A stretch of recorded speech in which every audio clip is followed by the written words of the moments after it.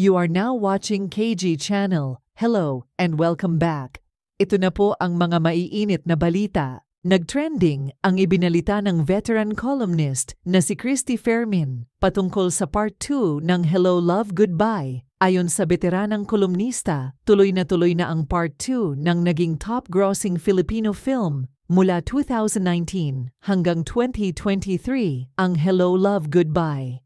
Kinumpirma niya ito kahapon. Ang kanyang source ay ang kanyang mga kaibigan na nakatira na sa Alberta, Canada. Ayon kay Fermin, nandun na ang mga staff ng Star Cinema, pati ang sikat na direktor na si Direk Cathy Molina at nag-i-scout na sila ng mga lugar o location hunting. Siguradong maganda ang magiging cinematography ng pelikula dahil magaganda ang mga tourist spot sa Alberta tulad ng Banff National Park at Lake Louise Ski Resort and Summer Gondola.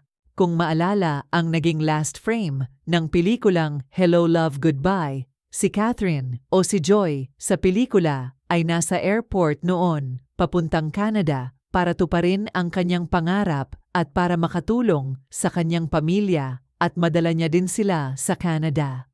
Ang palaisipan naman ngayon kung ano ang mangyayari sa Part 2 ng Hello Love Goodbye, tila susunod daw si Alden o si Ethan para kay Joy. Since tuloy na nga ang paggawa nila Alden at Catherine at ng buong team ng Hello Love Goodbye, ang mga fans naman ng Kathden ay hindi na maipaliwanag ang excitement na nadarama.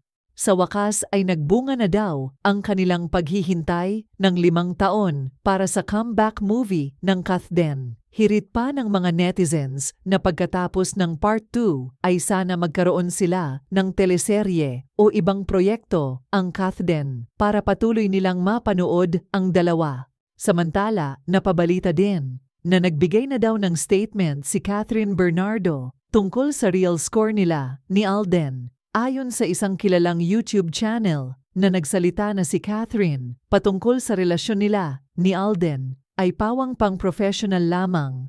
Marami naman ang umalma, lalo na ang mga fans ni Catherine at ni Alden na hindi pa naman nagpapa-interview or nagpo-post o nagbibigay ng statement si Catherine Bernardo patungkol sa estado ng relasyon nila ni Alden Richards. Since naging extra sweet sina Alden at Catherine sa isa't isa sa tuwing nagkikita ang dalawa, naging usap-usapan tuloy ang kanilang real score. Kung matatandaan, si Alden ang nagbigay ng statement nung ma-interview siya ni Nelson Canlas sa 24 oras sa GMA na hindi nawala ang kanilang pagkakaibigan ni Catherine.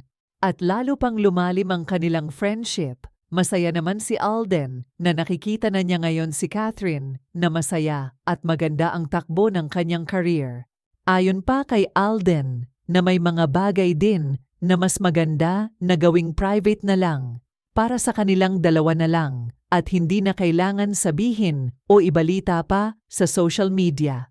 Dahil sa pahayag ni Alden, maraming mga netizens ang may spekulasyon na mas malalim o higit pa sa pagkakaibigan ang mayroon sa dalawa na ikinatuwa at kinakikiligan ng marami dahil halata na daw sa gesture ng Kathden ang saya at closeness ng dalawa at wala naman ng magbabawal kay Catherine kung sakaling ma-fall sila sa isa't isa. Hindi lang malakas ang chemistry ng Kathden kundi ang ganda din nilang tignan at ang saya ng paligid pag sila ang magkasama.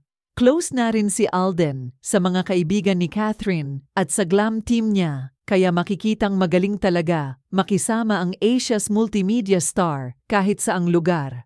At kahit sino ang kanyang mga nakakasalamuha.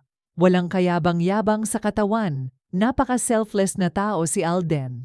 Ganon din si Catherine, napaka-simpleng tao. Samantala, grateful and proud si Alden Richards na naging solo host ng Parangal ng Sining na naganap noong April 19, 2024 sa Seda Hotel, Vertis North, Quezon City.